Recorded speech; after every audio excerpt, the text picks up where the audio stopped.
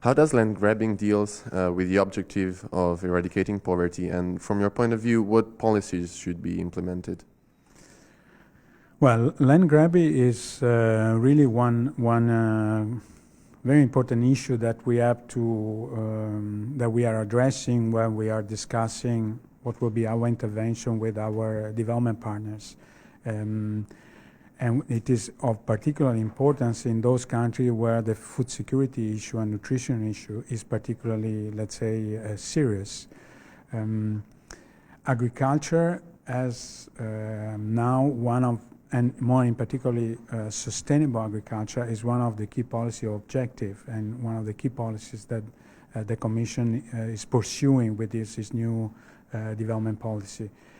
In practical terms, I would say, our work is really to look at way in terms of legislation, and this is part of the policy dialogue that we have with those countries, but also, let's say, to discuss with our policymakers and see how to overcome, let's say, the problems that this is generating, and making sure that there is, that the rights of people are very much taken into account, respected, and enhanced.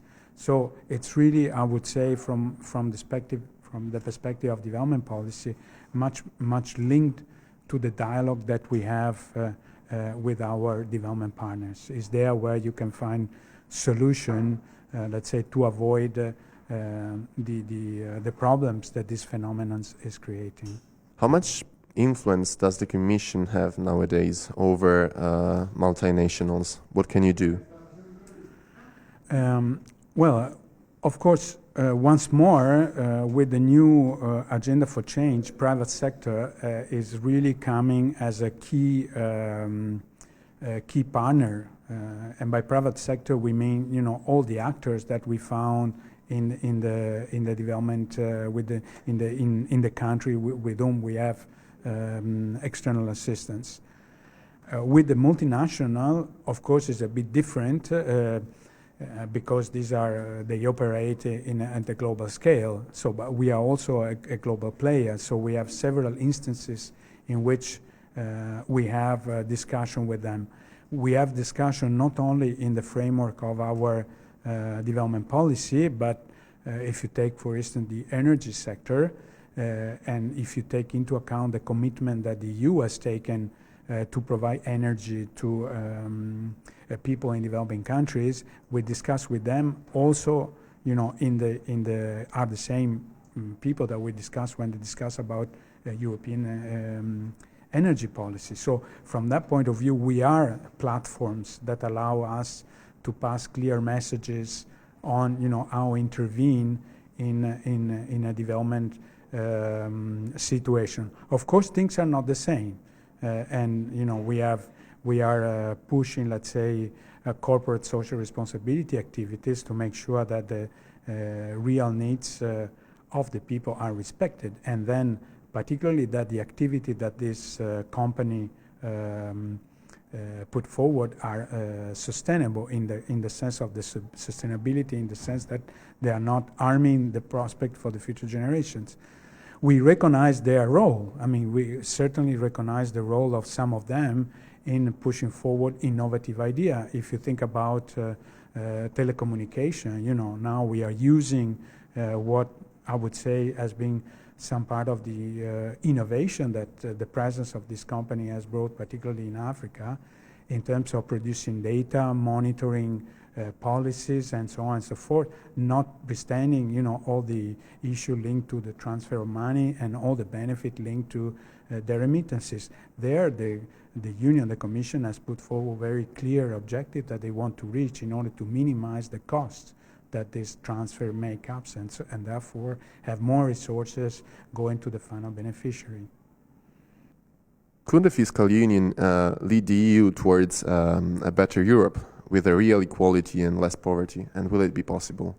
Well, fiscal union is clearly an important objective that should be pursued by the European Union. But it's not an easy task, and therefore I do think that it could help in the medium term But in order to get to that point, much more is needed in terms of basic social policies. Therefore, the fiscal union could be somehow the endpoint of an overall process of policy reform that has at its heart social Europe and not austerity, which has proven to be disastrous with respect to promoting social Europe. What could member state candidates bring us to improve our European Union?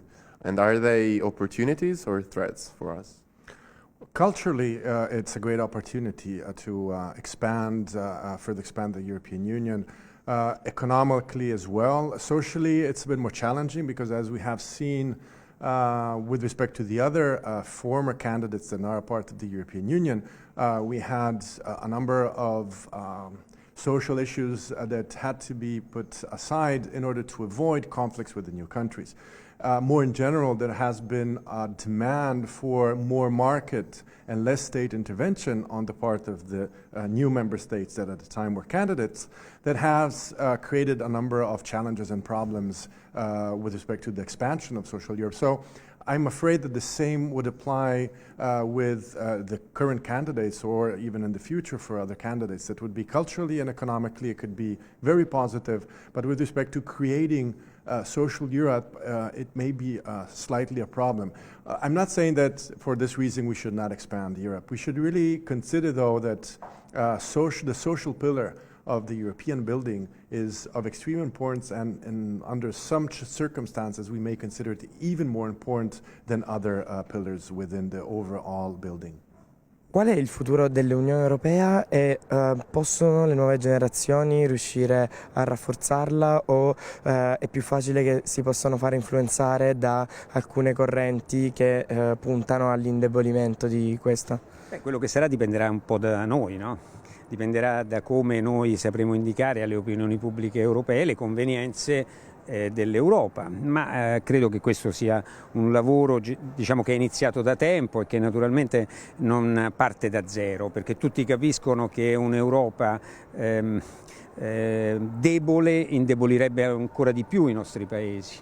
Noi abbiamo bisogno invece dell'Europa per stare al mondo. Come potremmo partecipare alla sfida globale senza l'Europa, andando in ordine sparso, la Lituania piuttosto che l'Italia, piuttosto che la Grecia, la Spagna? Cosa saremo nella sfida globale con paesi che corrono a velocità che per noi sono inconsuete, con paesi grandi, con demografie grandi? Ecco, noi abbiamo bisogno dell'Europa per stare al mondo e naturalmente abbiamo bisogno di opinioni pubbliche che sostengano questo progetto di rafforzare le istituzioni europee. Noi abbiamo bisogno di superare le dimensioni nazionali. I drammi dell'Europa nascono tutti nei vari paesi, dalla dimensione nazionale che qualcuno vorrebbe rafforzare. Invece dobbiamo rafforzare le istituzioni e lo spirito comunitario. In questo momento qualcosa di importante sta avvenendo, perché noi abbiamo istituzioni che hanno assunto, come la Commissione, il Parlamento, sempre di più una dimensione europea europeista. E questo naturalmente noi dobbiamo fare in modo che sia rafforzato, che produca anche politiche e quindi buone pratiche, soluzione ai problemi. Ecco, io credo che questo, con l'aiuto dell'opinione pubblica che capisce quanto sia importante l'Europa per la propria vita, sarà possibile, e quindi dobbiamo metterci ottimismo. Perché è importante diffondere una consapevolezza europea fra i cittadini europei e come l'Ufficio di Milano si può muovere per raggiungere questo obiettivo?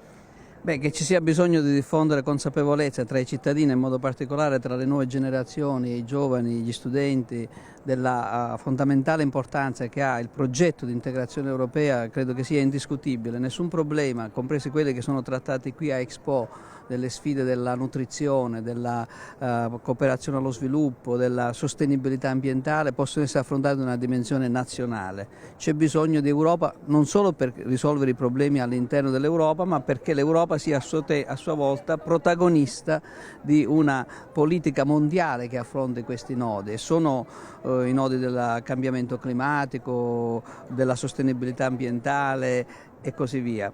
In questo senso il lavoro, ovviamente molto più modesto che cerchiamo di fare noi rispetto a queste grandi ambizioni, è quello di favorire, come è accaduto con gli amici di European Generation, favorire incontri che danno agli stessi soggetti, in questo caso gli studenti della Bocconi, ma altre associazioni, altri stakeholders, la possibilità di discutere di questi temi. Il fatto che l'abbiate fatto, si sia potuto fare qui a Expo, nel padiglione dell'Unione Europea, ci riempie anche di orgoglio, vuol dire che siamo in sintonia con quello che si muove anche nella società, ci fa piacere davvero. What's the importance of events like this one? I think this event has been very important already in this first session I've been participating in, because it's about very important topics, about European Year of Development, about the fight against poverty both inside and outside European Union. I think it's important to have occasions where young people, young academics, young students can discuss and be engaged on important social issues. And I think it's good that the European Union, in this case some European institutions together with other partners, are supporting this kind of debates. How did you get the idea to organize these events, and what are your impressions about this debate? So the debate was an occasion which was provided by some partners, like Ragnarok, which is a non-profit, who helped us organizing with the institutional partners. The idea was originally thought by the Vice President Federico, and it was like putting pieces from different formats. So this is a unique format which condenses in one single day the activities which normally happen in almost 1 week. So it is a special format for students, and we hope to repeat again this experience. Yeah, the idea for the event came, as Davide said, and we, as designing this event, we started from the motto of the event, which usually is the last thing that you think about. Well, we started from another conception, which was we want this event to be as full of participation, as interactive as possible, so the format of a debate in this way was the best. But we wanted also to deliver some information, some content, some awareness. So as our motto is spread awareness, ignite the debate, the idea is that. But another problem was how to ignite the afternoon's debate. How could we not talk about always the same things from the same perspectives? So we chose the 4 themes, and for each of the 4 themes we chose 2 different and radical positions from which we started debating, and I would say that it has worked this afternoon. So as Davide said, I'm really confident that this format will be also reproduced in the next semesters, and I think that this has been a really interesting experience, not just for the participants, but also for us organizers, because I think that we also have learned a lot of, not just from the point of view of the European issues, but also as this occasion in which really almost 60 people in the same room debating all the afternoon is an occasion which really can teach you something. And we believe that this kind of participation is possible, and that a lot of people are interested in this kind of activities. And so as European Generation, we'll try to provide as much activities as this as possible. How was organizing this debate with so many big partners like the European Parliament and many others? Well, it's been very stimulating. I'm personally very happy to have had the chance to work with such an enthusiastic staff like a European Generation. The format, the concept that was designed by the association was presented to Ragnar Ock, and we immediately understood that it was a perfect match to be presented then to the European Parliament Information Office in Milan. Coordinating all the actors and supporters of the event has been sometimes challenging, but again very stimulating, and I think that the final result has proved to be very successful, and coordination also was actually the link that brought us all together to get these events done. So. We are here with the three winners of the conference of today. And guys, how did you like the conference of today and the debate? It was fun, wonderful. I would like to thank all those who have participated because it has been a wonderful experience. Yeah, it was really a great occasion to focus on really interesting issues, and so I think that we are really glad to be there. Yes, me too. I had lots of fun, and it's very similar to what we do in my student association, the Millman Society, so it was very nice to see the differences also. And what does going to visit the Strasbourg European Parliament means for you? It's Strasbourg, it's wonderful. It's just wonderful. Yeah, as they said, we are part of the European generation, so naturally Strasbourg, it means really a lot to us. Yeah, it's seeing the things as they happen, hands-on, like evidence of what the debate is going on. I mean,